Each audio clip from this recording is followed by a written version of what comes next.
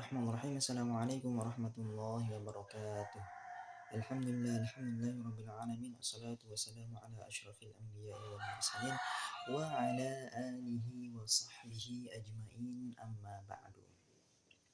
Perkenalkan, nama saya Imam Ahmad Rafi, NIM 240102057, Prodi Pendidikan Bahasa Arab, Fakultas Tarbiyah dan Keguruan, matkul mata kuliah Akhlak dan Tasawuf, dosen Fadlatul Ustadz Syamsuddin MPD. Baik, pada video kali ini saya akan menjelaskan 10 jurnal yang diberikan tugas oleh Ustadz saya, yakni Ustadz Syamsuddin, yang dimana pada kali ini saya mendapatkan tema dengan judul Ensiklopedia Tasawuf.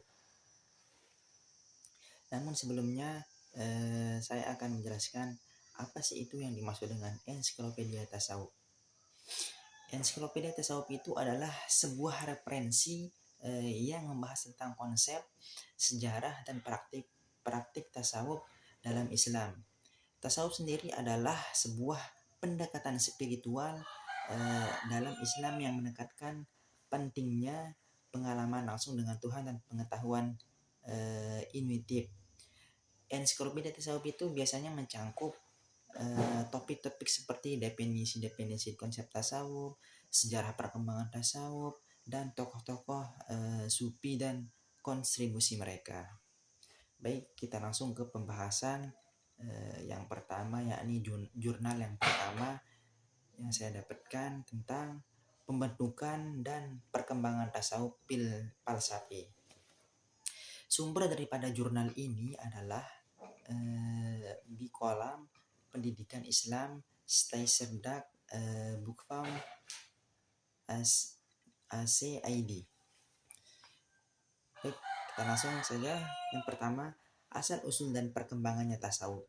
Tasawuf itu mulai berkembang pada abad 2 Hijriyah 8 Masehi sebagai reaksi terhadap kehidupan duniawi dan kemewahan masa awal Islam.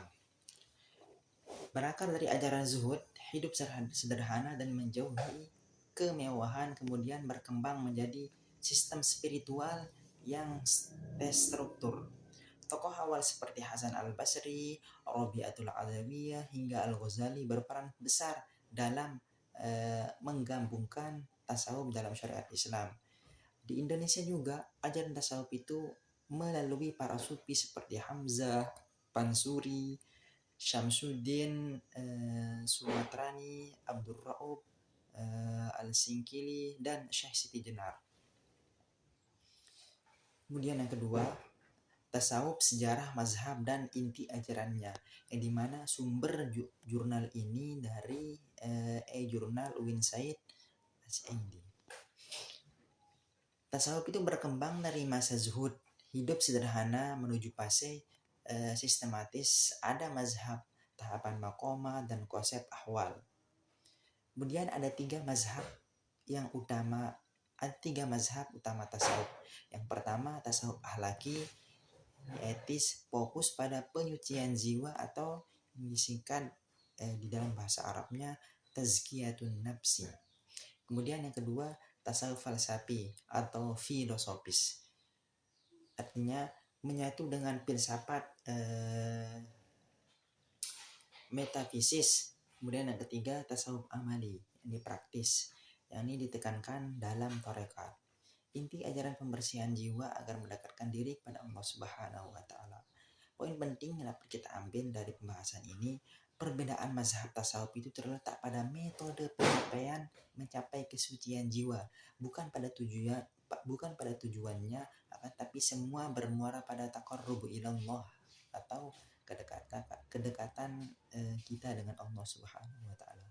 Kemudian yang ketiga, epistemologi tasawuf, yang dimana sumber jurnal ini dari Uin Malik Ibrahim, Malang. Lanjut pembahasannya, bagaimana pengetahuan dalam tasawuf baik diperoleh oleh akal, hati, intuisi, mujahadah, ridha Allah. Epistemologi tasawuf ini juga mencakup aspek olah batin, pengalaman intuitif, langsung memberikan pengetahuan yang berbeda dengan rasional semata. Poin penting pembahasan ini, tasawuf itu memiliki model epistemologi yang berbeda dari ilmu rasional. Bisa pengetahuan subfisistik, mencangkul pengalaman batin, intuisi kasur, dan bukan hanya penalaran semata. Imam Al-Ghazali memandang bahwasanya tasawuf itu sebagai cara untuk mendekatkan diri pada Allah Subhanahu wa taala, mencapai kebahagiaan spiritual. Baik, berikut saya akan menjelaskan beberapa penting poin tentang konsep tasawuf menurut Imam Al-Ghazali. Kemudian tujuan tasawuf itu mendekatkan diri pada Allah dan mencapai ma'rifatullah, pengetahuan tentang Allah dan pembersihan hati. Proses spiritual dalam tasawuf melibatkan pembersihan hati dan dari penyakit-penyakit jiwa seperti kesombongan, iri hati, dan cinta dunia.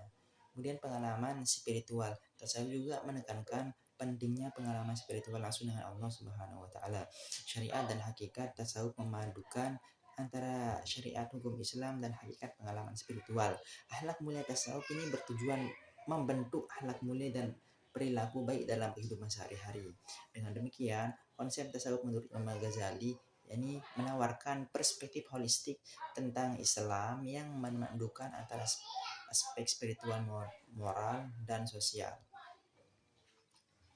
Kemudian yang ke-9, epistemologi tasawuf sebagai nilai utama pembinaan akhlak.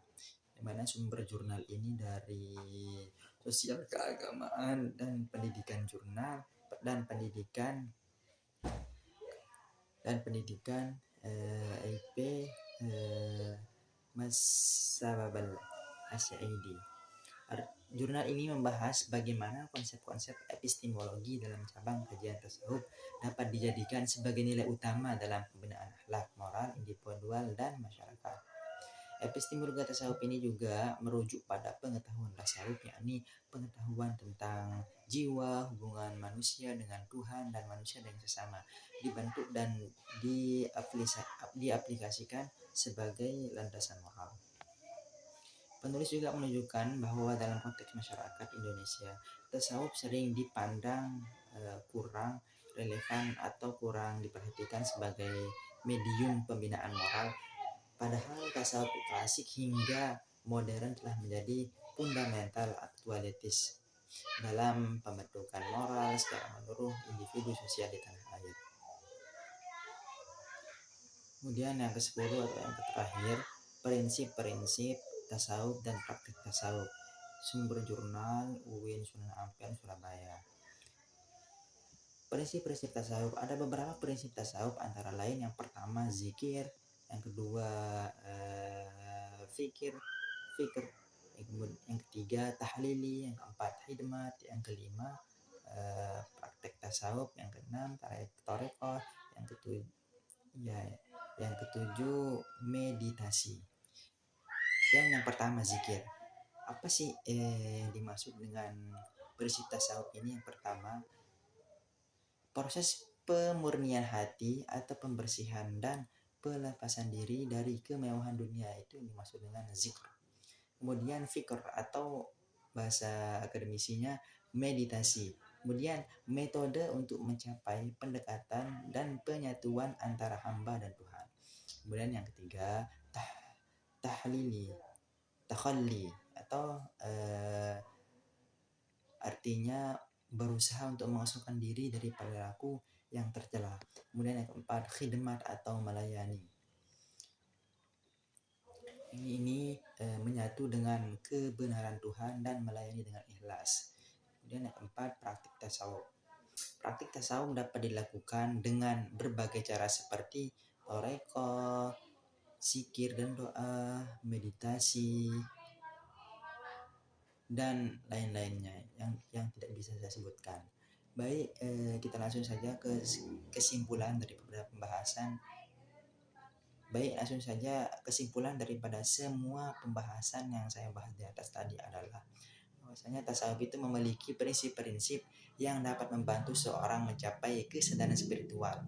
Tasawuf juga memiliki peran penting dalam pembentukan moral dan akhlak individu dan masyarakat.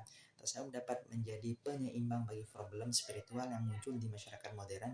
Tasawuf juga menerapkan perspektif holistik dengan Islam yang memadukan antara aspek spiritual, moral, dan sosial. Mungkin hanya ini yang dapat saya sampaikan, kurang dan lebihnya saya mohon maaf. Apabila ada kata-kata yang salah itu datangnya dari saya, apabila ada kata-kata yang benar itu datangnya dari Allah Subhanahu wa taala. Afwan apabila ada kata-kata yang salah karena saya masih belajar dan masih butuh proses yang lama untuk bisa menjelaskan dengan